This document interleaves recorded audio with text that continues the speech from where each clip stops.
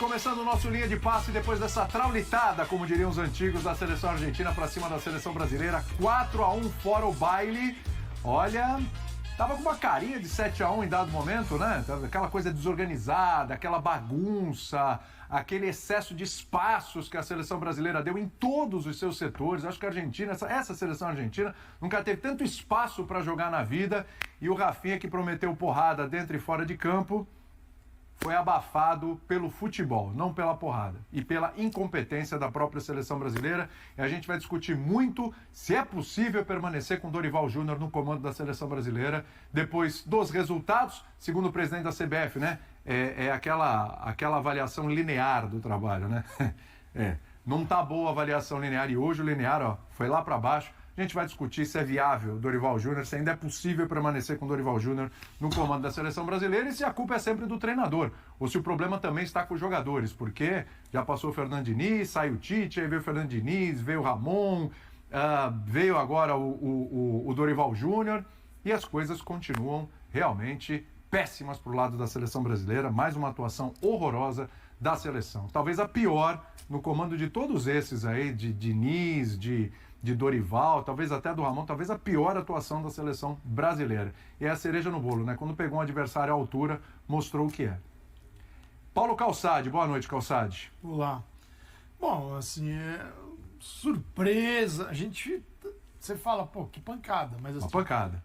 Não é um escândalo, porque a gente conversou ontem aqui. Tinha uma questão do jogo, o Brasil não está jogando bem no sistema A, no B, no C e no D, tá bom? Sim.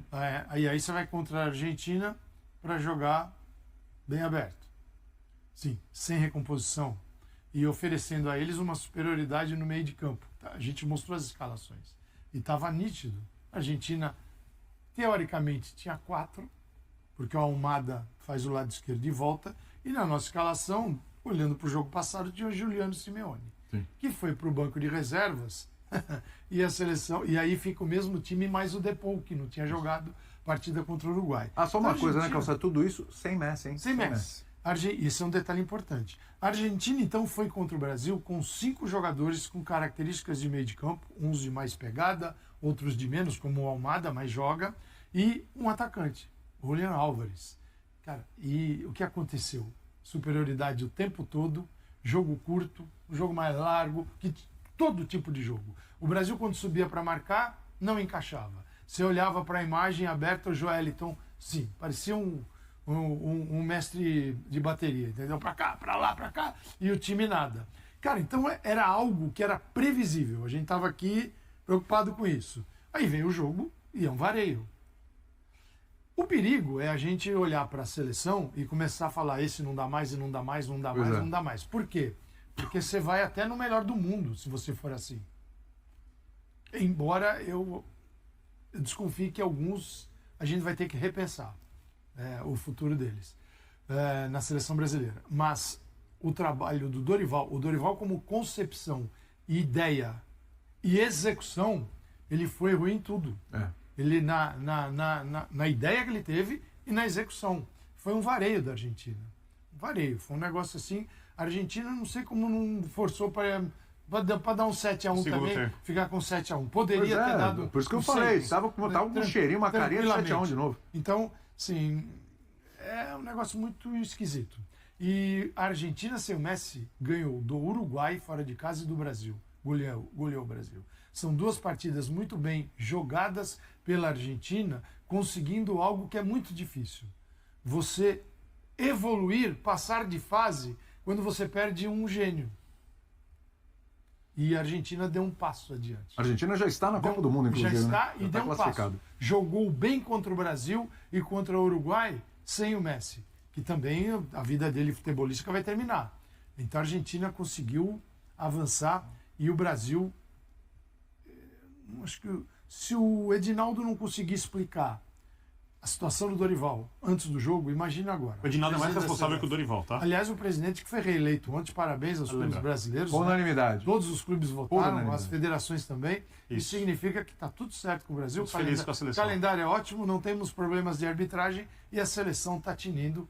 Pelo menos é isso que eu deduzo da eleição na CBF. Pois é. Você citou o Messi, né? A Argentina jogando bem, passando bem pelos adversários, sem o Messi. Enquanto isso, a gente falava na redação, a seleção brasileira vive a virtualidade de Neymar, né? Exatamente. Como o treinador disse isso. O treinador disse isso. Que preparou preparado em volta do Neymar, um cara que realmente não joga em alto nível, por questão de lesão e tal, há quase 2 anos. A gente pode falar isso, né? Pode aumentar esses anos aí. Mas... Não, é verdade. Pode até aumentar um pouquinho, é verdade. Se a gente fizer um cálculo preciso aqui, a gente vai aumentar um pouquinho mais. Mas jogou no Santos e tá... Calma, gente, Campeonato Paulista, né? Calma. A gente tá falando de um Neymar que estava sendo preparado para pegar a Colômbia e a Argentina. Os maiores desafios dessa seleção brasileira aí do Dorival Júnior nesse momento. E a gente viu o que aconteceu. Vitor Birner. Boa noite, Vitor Birner. Tudo bem, William? Tudo bem. Boa noite a você, Jean Calçade, aos fãs do esporte. Quando o Calçade fala do 5º jogador da Argentina no meio-campo, eu desconfio, e desconfiança, obviamente, não é informação, é só uma ideia, que o próprio treinador argentino não acreditou que a escalação anunciada antes seria utilizada.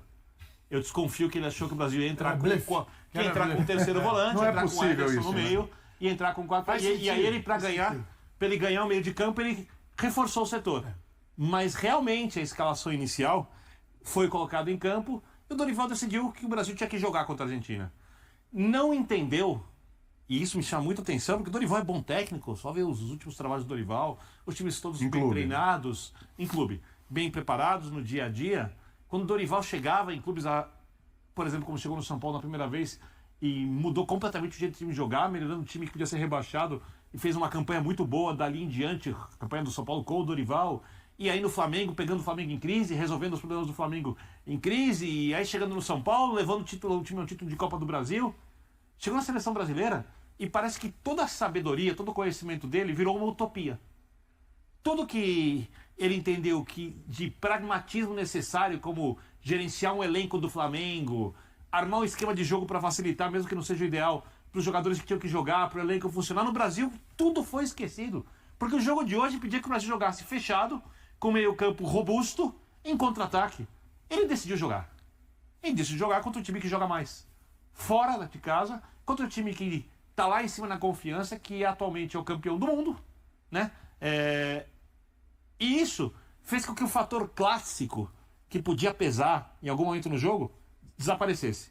O único jogo que eu vi da Argentina mais fácil, eu vi Argentina e Peru, foi bem fácil para a Argentina, dentro de casa, que fora a Argentina tem um pouco mais de sofrimento em alguns jogos, foi contra a Bolívia. Foi o único jogo mais fácil que esse para a Argentina. Até o Brasil enfiou 5 na Bolívia. Né? Foi o jogo contra a Bolívia. A Argentina fez 6-0. E não é pelo placar, porque foi realmente o mais fácil. Sim. O Brasil, a não ser durante 10, 15 minutos do primeiro tempo, quando o Matheus rouba a bola e ali o Brasil faz uma pressãozinha que funciona, o Brasil não conseguiu jogar contra a Argentina. Um gol que nem fazia justiça pelo que o Brasil estava apresentando. E vamos destacar, o Brasil tem jogadores melhores que os argentinos em várias posições. Sim. Mas não tem um time, não tem um coletivo. Não tem um time, e aí, como disse Calçade, parabéns a todo o futebol brasileiro, clubes, federações estaduais e CBF que aprovaram a gestão que faz a seleção brasileira estar numa situação dessa. O Dorival tem responsabilidade? Sim. Acabou a era Dorival para mim. Eu acho que o Dorival não continua na seleção e acho, inclusive, que isso faz, mas isso é um assunto para outro dia, que o Zubeldia fica ameaçado no São Paulo se o Dorival quiser. Mas, e o Caixinha no Santos. Mas, de qualquer forma, o Dorival, que tem responsabilidade por hoje, se a gente for olhar o macro, ele talvez seja mais vítima do que responsável, apesar dos enormes erros de escalação hoje. Então, aí eu quero saber se o Pedro Ivalmeda concorda com isso. Tá direto lá de Buenos Aires para conversar com a gente, para trazer todo esse clima, como é que foi lá no estádio, repercussão e tudo, mas também para dar o pitaco dele nessa história. Segundo o Vitor Birner aqui, acabou a era Dorival. Eu acho, né? Para ele aqui não dá mais, não vai rolar. Pedro Ivalmeda, seja bem-vindo aqui ao Linha de Passe. Tudo bem, William? Um abraço para você, um abraço a todos os companheiros aí da bancada. Eu acho que a questão de acabar a era Dorival ou não acabar a era Dorival, talvez não seja hoje, talvez não seja semana que vem, pode ser hoje, pode ser semana que vem, pode ser 2 semanas antes da próxima data FIFA. A questão é que você completa 1 ano de trabalho do Dorival, a primeira janela FIFA dele foi em março do ano passado, e você não consegue dizer qual cara esse time tem. E aí você entra num jogo emblemático como o duelo contra a Argentina. Você não consegue ver uma mínima postura. Não tem cara, mas tem postura. É aguerrido. Tudo dá muito errado. Você briga contra o óbvio, você se abre, você tem uma formação. A gente comentava durante a programação mas são 2 meias, será que não vai baixar mais alguém? Não é possível que seja só 2 meias para o jogo contra a Argentina. E você olha o meio campo, o Scaloni não fez muito. Tá vindo com esses 2, tá todo mundo falando que só tem 2 por ali. Coloca 5 no meio de campo e ganha meio de campo. Me chama a atenção como a Argentina precisou de pouco. A Argentina vence, goleada, quem quiser chamar. A Argentina faz seu show aqui e me parece que ela precisou de pouco. Ela acelerou pouco, 2 chegadas, 2-0. O Brasil fez um gol. Ela acelera mais um pouquinho, 13. Ela acelera só mais um pouquinho no segundo tempo, 4. A facilidade, a passividade vai além de um time que não tem cara. Então, o comportamento, ele pede que algo seja feito. Quem vai fazer é o Dorival, é o Edinaldo, são jogadores. Me parece que há pouca capacidade da comissão técnica e há pouca capacidade desse grupo, caso não haja uma mobilização. É um fim de feira. É difícil acreditar que algo diferente disso possa ser falado. Acho que muito vai ser comentado no Brasil sobre troca de treinador. Vamos esperar como é que vai ser a zona mista, a entrevista do Dorival. Se o presidente da CBF, Edinaldo Rodrigues, vai falar alguma coisa. Agora, me chama a atenção a passividade, um time sem mobilização, o aquecimento, a Argentina a 100 por hora, o hino, o jogo, a forma como começa ali o jogo e pouco se fala. Depois do 4º gol, os jogadores mal se falavam, uma coisa ali, todo mundo muito resignado. Parece que todo mundo aceita que é isso aí mesmo. A fase é essa, a pancada é essa, tomara que acabe, pouco a se apresentar. Então, como eu vou discordar do Birner? De falar, não é o fim de Mário Dorival, é uma evolução de trabalho, é um acidente de percurso, o time vier. Não tem nada a se tirar. Eu entendo quem não queira mais a continuidade do trabalho. Estabelece-se muito pouco em campo, fala-se muito pouco do que tem que ser feito. É sempre esse discurso de evolução, 4-1 na lata. A gente já falava aqui no linha de passe depois do jogo contra a Colômbia. Aquele dia a atuação não foi boa, mas a bola desviou e entrou. O que vai ser do jogo contra a Argentina? Ficar falando em evolução? E aí deu quase que a lógica, né? A gente passou a semana inteira, esses últimos dias, falando que a Argentina era amplamente favorita e não precisou se esforçar muito. Isso me chocou bastante aqui. A Argentina não fez a sua melhor atuação, a Argentina não acelerou, a Argentina não teve um ritmo alucinante, a Argentina controlou o meio e escolheu quando ia atacar. E quando atacou com uma facilidade, um ritmo aqui de, sabe, fim de festa mesmo, William. É, o jogo do churrasco. Um levou a sério, o outro parecia que estava jogando churras. Só um detalhe, eu não estou dizendo que eu sou contra a manutenção do Dorival, vamos discutir isso durante. Sim, você acha olhando que... a perspectiva da CBF, Sim. a entrevista do Edinaldo, Deu pra entender. eu acho que acabou até porque o Edinaldo quer a opinião pública ao lado dele, a opinião pública vai detonar o Dorival de agora em diante. Para passar a bola pro Jean, números estarrecedores, né? Dá uma olhada nesses números aí para passar a bola pro Jean, vamos lá, atenção. Ó. Posse de bola, 55-45, finalizações, 12-3. Finalizações certas, aí tem um 7-1. 7-1, pintou o 7-1. Em construção de jogo, 7-0, porque foi a bola roubada. Perfeito. O Brasil teve quantos escanteios no jogo? Nenhum. O Brasil não cobrou um escanteio no jogo. Um escanteio no jogo. E os escanteios que a Argentina teve a seu dispor, impressionante, as jogadas ensaiadas, sem a menor marcação, sem a menor atenção na seleção brasileira. Negócio impressionante a liberdade que eles tiveram, como tem repertório a seleção argentina, que a gente pouco vê na seleção brasileira. Jean White, tudo bem com você?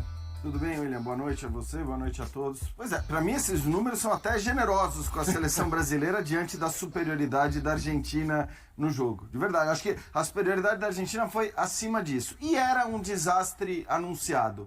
A gente não tá falando aqui agora, quem quiser tem o podcast do Linha de Passe, é só ouvir o que a gente falou ontem, porque assim, eu não gosto muito dessa coisa de dizer, o técnico errou, o técnico acertou, porque técnicos tomam decisões com lógicas, com motivações que muitas vezes fazem sentido e que acabam não dando certo. A motivação para essa escalação de hoje não fazia sentido nenhum. Não fazia sentido nenhum. A escalação do Brasil hoje ela é completamente incoerente com a realidade das duas seleções. Porque faz muito tempo que a Argentina joga muito mais bola do que o Brasil. A seleção da Argentina a gente viu hoje. A facilidade com que ela joga a bola tem a ver sim com a postura do Brasil em alguns momentos, mas para mim tem muito a ver com a qualidade dos caras. E ontem a gente destacou isso também, ao olhar o meio-campo da Argentina, que inclusive na nossa escalação de ontem ainda tinha o Simeone e não tinha o Depou, né? Então tinha um a mais no meio-campo e a gente dizia, cara, todos esses caras sabem jogar muita bola, eles marcam, eles têm presença de meio-campo. Então assim, a escalação do Brasil é completamente incoerente com a realidade dos dois times, e esse é o principal ponto. Mas para mim tem um segundo ponto também, que é, assim, a gente passou os últimos 2 dias discutindo, como eu falei ontem, o decálogo do macho, essa coisa da virilidade acima de tudo no futebol, e esse clichêzão besta, né, mais enraizado no Brasil, de que o argentino só dá porrada, de que o argentino só sabe bater. Aí a gente fica se referindo àquela cotovelada no Rafinha como se isso fosse a prática de todos os jogos entre Brasil e Argentina nos últimos 5, 6, 7 anos. Não é assim. Sim. Basta olhar os jogos, basta ver como a Argentina tem jogado futebol. Então, assim, enquanto a gente passou aqui discutindo bobagens como jogador raiz, tem que ser raiz, não tem que ser raiz, essas coisas que não levam absolutamente nada, que não acrescentam nada ao jogo, a Argentina, muito esperta, porque eu até disse ontem, cara, se eles caírem nessa pilha, vai ser uma bobagem para a Argentina. Isso é uma bobagem, porque afinal de contas, eles sabem jogar futebol hoje. A gente tem bons jogadores, mas não sabe jogar futebol como time. Se eles entrarem nessa pilha, eles vão se dar mal. Quer dizer, eles que vão perder qualidade do jogo deles, não o Brasil. Sim. Eles não entraram na pilha. Eles jogaram bola o tempo todo. O bobão do Dibu Martínez, como sempre, tentou lá no intervalo. Tirou a mão no Rafinha, eles foram ali no Rafinha dar uma cutucada. A gente sabia que isso de alguma forma ia acontecer. Sim, mas ele foi lá no intervalo e tal. O espetáculo pessoal dele. Ele é um cara que precisa dar o seu show particular, que precisa fazer, que vive dessas coisas. Sim. Ele fez a maior defesa da história das Copas pra mim. Mas ele vive muito desses shows particulares que ele dá, e ele foi lá tentar dar mais um showzinho. Agora, tirando a atitude do Dibu no intervalo, você só vê a Argentina querendo jogar bola, que é o que ela faz muito melhor que o Brasil hoje. E por isso o jogo foi 4-1, digo, mas ficou barato. Ficou 4-1 mesmo. ficou barato. Com o primo de Militão entre os convocados, o Cruzeiro registra 50 jogadores para a Sul-Americana. A relação de atletas inclui 21 nomes que ainda não fazem parte do elenco principal. O Cruzeiro, aproveitando a ampla presença de jogadores da base, formalizou a inscrição de 50 atletas para a fase de grupos da Conmebol Sul-Americana. Entre eles está o zagueiro Vitor Hugo, primo de Éder Militão, que atua na categoria Sub-20 da Raposa e está integrado à seleção brasileira Sub-17 para a competição da categoria. O proprietário do Cruzeiro abre espaço para novas contratações e reafirma o foco no Campeonato Brasileiro. Entre os inscritos também estão o meia Felipe Moraes e o lateral esquerdo Cauã Prates, que jogam na seleção Sub-17 ao lado de Vitor Hugo.